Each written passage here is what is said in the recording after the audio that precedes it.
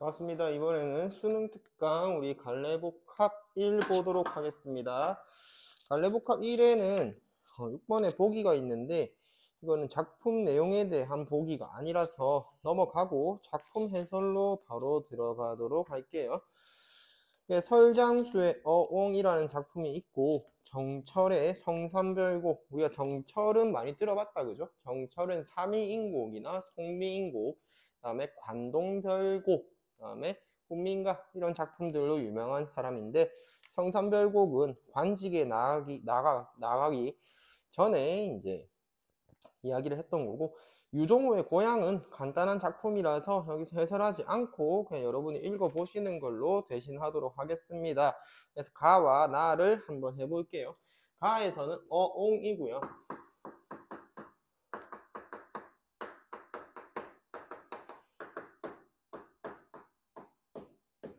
어옹이라고 하면 옹이 늙은이라는 뜻이고, 이 어자가 물고기 어자다. 물고기 잡는 늙은 뭐야? 어부인 거죠. 어부. 이 어부가 시적 대상이 될 거야. 화자가 이 사람을 대상으로 삼아서 시를 지은 거고요. 시가 오른쪽에 보면 한자가 나와 있다 그지? 그래서 이거는 칠언율시 한시고요. 칠언율시다. 칠언이라고 하면은 한 행에 한자가 몇 개? 7글자. 율시는 몇 줄? 총 8행으로 이루어진 한시의 한 형식이다 라고 보시면 될 거야. 헛된 명예에 이루려고 조급하게 살지 않고, 헛된 명예 세모 한번 쳐보시고, 헛된 명예 속세겠지 그지? 이게 이제 세속적 가치일 거야. 세속적 가치. 헛된 명예 이루려고 조급하게 살지 않고, 누구의 삶의 태도를 이야기하는 거야? 어옹의 삶의 태도겠지 그지? 평생 동안 수운향을 좇으며 살아가네 라고 해서 여기서 이제 대조되는 시어가 등장하는데, 수운향. 그래서 속세의 가치를 두지 않고 얘 자연에 묻혀서 살아가는 모습을 예찬할 거야. 넓은 호수 동그라미 치고 수운향과 같은 의미로 읽어보시면 되겠지. 넓은 호수에 봄은 따사로워서 안개가 천리에 퍼지고 아름다운 경치를 제시하고 있어. 예스러운 언덕에 가을이 높아서 달이 한 척의 배와 같다라고 해서 이것도 아름다운 경치고요. 자줏빛 거리 홍진 전부 다 세모 치시고, 이게 세속적 가치니까 헛된 명예와 동일하게 보시면 되겠지. 가지 않으니 초록빛깔 도롱이, 도롱이라고 하면은 비옷이야 비옷. 도롱이에 삿갓 쓰고 비오는 중이겠지 그지? 삿갓으로 함께 걷고 함께 사라진 뱃노래 한가락이 흥취에 젖었으니 존나 신나 있어 그지? 어찌 인간 세상의 옥당볕을, 인간 세상 세모 치시고 옥당볕을 세모 치시고 부러워하겠는가 라고 해서 마지막을 의문형으로 마무리하고 있는데 서리법으로 보시면 될 거고요. 인간 세상 옥당볕을 부러워하지 않는 어부의 삶의 자세를 이야기하고 있다. 나에서는 정철의 성삼별곡이다. 여기서 성산에 살아가고 있는 사람이 김성원이라는 사람이고요.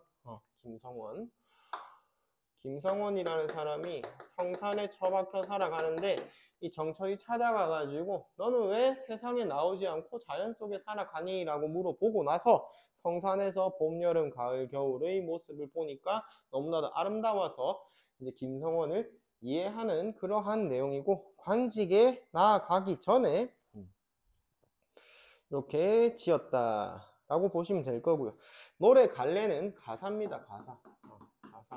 가사는 3, 4조의 음수율이죠.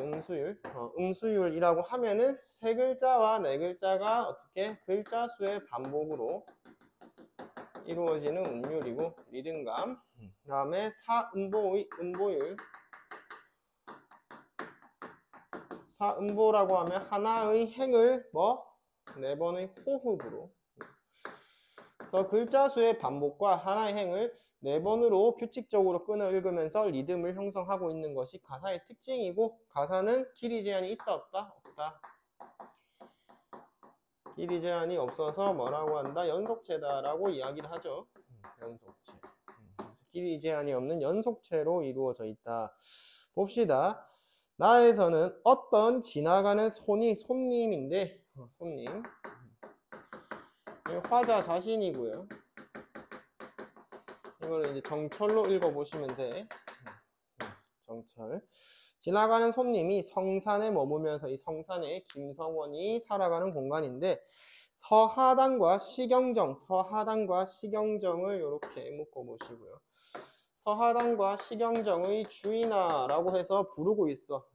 주인이 누구다? 김성원이라고 해서 예찬의 대상인데 그럼 가와 나에서는 시적 대상의 삶의 태도를 예찬하고 있는 것이 공통적인 특징이 될 거야. 주인아 내 말 좀 들어보시오 라고 해가지고 말을 건네고 있죠. 그죠? 인간 세상에 좋은 일이 많은데 어찌 강산을 낫다 여겨가지고 정막 산중에 들고 아니 나시는고 라고 해서 인간 세상과 정막 산중이라는 공간을 이렇게 대비시키고 있어.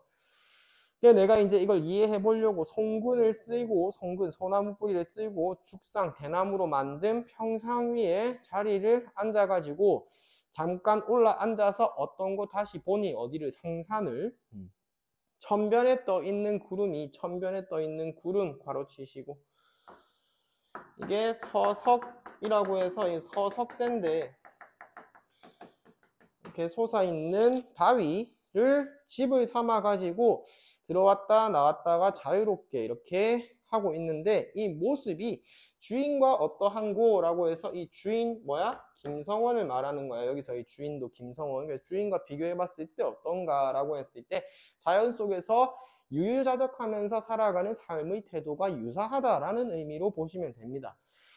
창개한 흰 물결이 정자 앞에 둘러져 있고요. 창개, 맑고 깨끗한 시냇물이 정자, 시경정 앞에 이렇게 흘러내려가고 있어. 이 시냇물의 모습이 뭐 같냐면은 천손운금이라고 되어 있는데 비단과 같다라는 것을 뭐라고 표현하고 있냐면은 비단을 누가 잘라내가지고 펼쳐놨는지 헌사하기도 헌사하구나 라고 해서 시경정 앞에 있는 창개한 시내였지, 그지? 창개한 물결이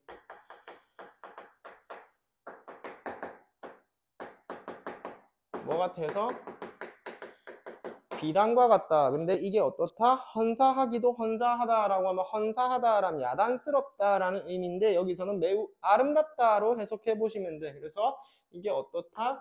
시경정 앞에 흘러가는 물이 매우 아름답다. 내가 지금 성산을 이렇게 즐기고 있는 거지. 산중에 달력이 없어가지고 사계절, 계절을 몰랐는데 눈 아래에 펼쳐진 경치가 철철이 절로 일어나니까 듣고 보고 일어나는 것마다 선간이라 신선세계와 같다라고 해서 이 성산이 신선세계 같구나. 매창 동그라미 치시고 매창을 통해서 우리가 알 수 있는 것은 봄이라는 거지. 매화는 봄에 피니까 봄에 잠을 깼어. 그래서 시상의 흐름이 중요하게 되어 있는데 봄, 여름, 가을, 겨울로 흘러갈 거야. 그래서 봄에 잠을 깨보니까 선옹의 할 일이 없도 아니하다. 선옹이 할 일이 없지도 않다. 여기서의 선옹은 늙은 신선이겠지. 그죠? 이 김성원을 말해. 할 일이 없지 않다. 할 일이 뭔가 보니까 울타리 및 양지, 해 잘 드는 곳에다가 외씨를 뿌려두고, 외씨라고 하는 오이씨야, 맨다라고, 김매다라고 해서 잡초 뽑아주고, 둬두고, 풀들 이렇게 똑바로 세우고, 비 온 김에 다루어내고, 손질하고, 이렇게 하니까 청문고사라고 해서 옛 고사를 인용한다 라고 되어 있는데, 청문고사가 뭐냐 하면은 진나라의 소평이라는 사람이 옛날에 나라가 망하자 청문 근처에서 오이를 심고 살았다라고 하는 이야기인데 지금 얘가 뭐 심었어? 오이 심었잖아. 그러니까 청문고사와 같잖아. 그래서 청문고사가 지금도 있다 하겠구나 라고 이렇게 이야기를 했고, 다음 망해를 죄어 신고 라고 하면 망해는 집신이야. 집신 신고 죽장 짚고 대나무 지팡이를 짚고 도화가 핀 시냇길 방초주에 이었어라. 도화 밑줄 치시고, 도화는 복숭아꽃인데 도화가 고전 시가에서 나오면은 높은 확률로 무릉도원하고 연계가 되고요. 무릉도원은 뭐야? 불교에서 이야기하는 이상향이지, 그지? 이상적 세계를 말할 거야. 그래서 도화가 핀 시냇길이 방초주로 이어져 있구나 라고 해서 방초주는 풀이 우거진 모래사장으로 이어졌다. 닦고 닦은 명경의 석병풍이다. 그래서 명경은 맑은 거울이고요.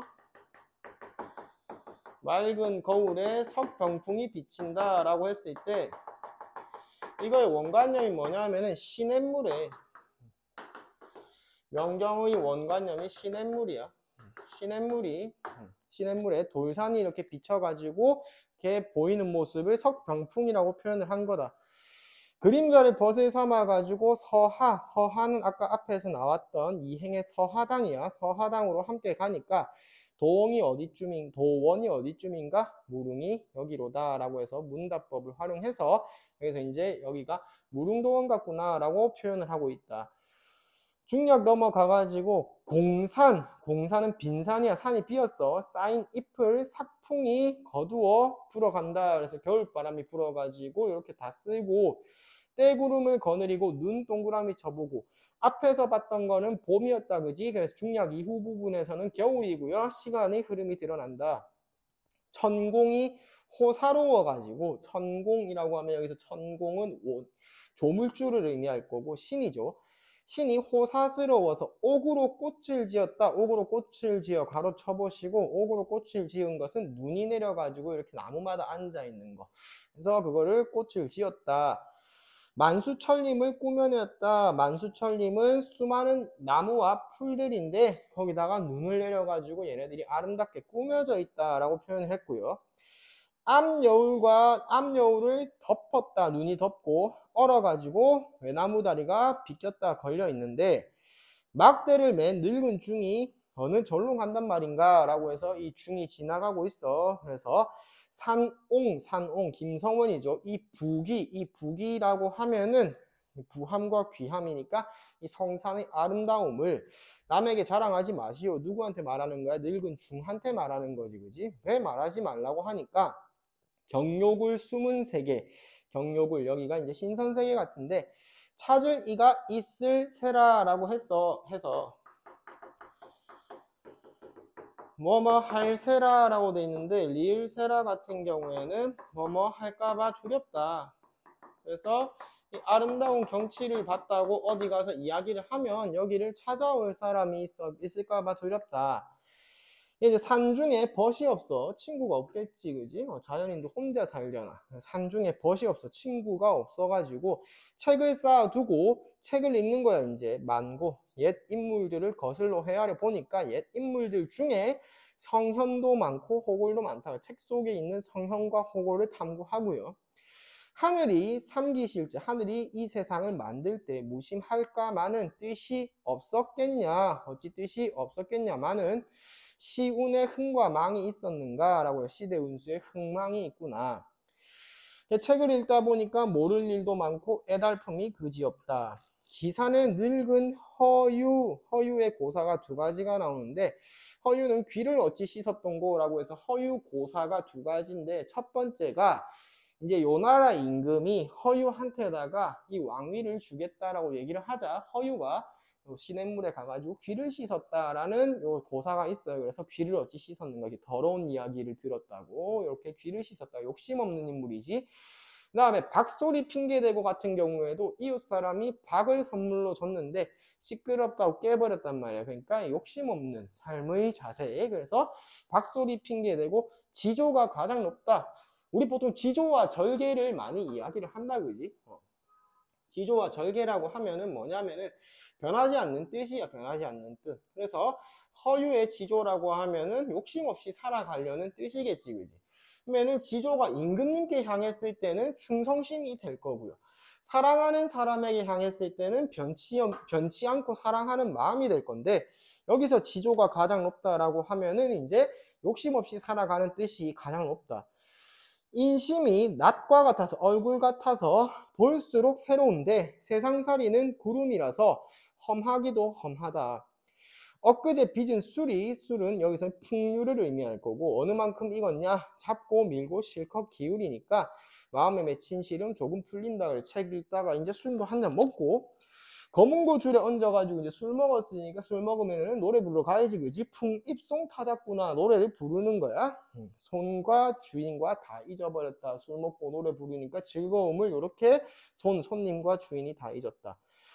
공중에 떠 있는 학이라고 하면은 학이 신선의 친구죠, 그죠? 학이 진선이다. 학이 진선, 신선이구나. 그래서 요대 월하라고 하면은 신선들이 살아가는 곳에서 우리 만나지 않았냐. 그래서 너도 신선이고 나도 신선이다.